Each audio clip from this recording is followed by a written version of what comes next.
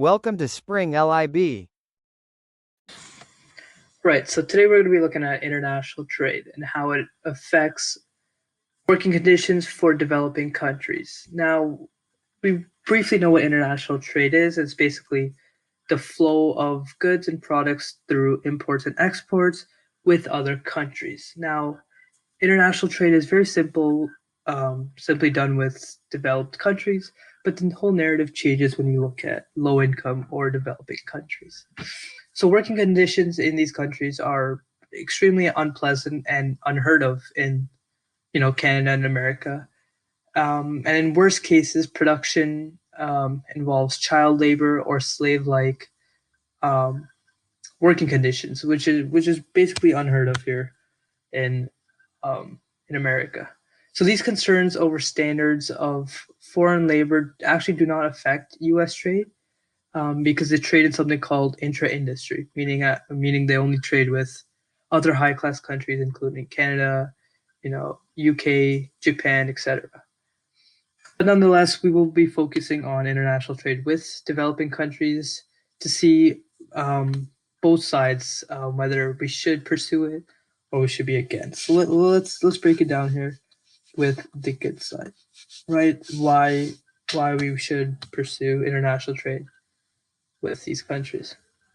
Now, the perspective of developed countries, why they will continue to trade is because they're getting cheap products, right? All material and labor overseas is much, much cheaper as compared to here at home. So, therefore, imports are going to be cheaper and they'll be able to pocket some money. Now, on the perspective of developing countries, international trade actually benefits workers who are okay with their job and are okay with their settings, right? We have to take into consideration that the other alternatives they have are very just inhumane and um, like not livable, right? Suppose you're working at a textile factory making lower than minimum wages. It is an uncomfortable setting and low wage, but there is just no other alternatives, right? They will be unemployed if it weren't for trade. So we're gonna go with okay with situation, right? They don't mind working in those factories with poor conditions because that's all they really have.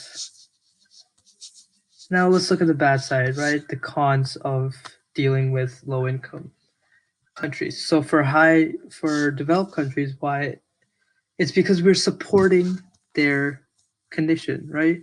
Because we're continuing to import from them, they have no reason to stop their work, right? They will continue with working in those factories in those poor conditions and go on from there. Now, when we look at it in the perspective of developing countries, there is no end to what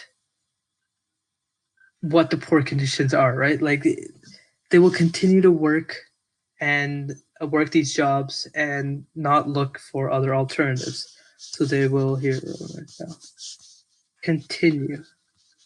All right, they'll continue to do what they're doing because as long as they're getting paid, they don't mind working despite the harsh conditions.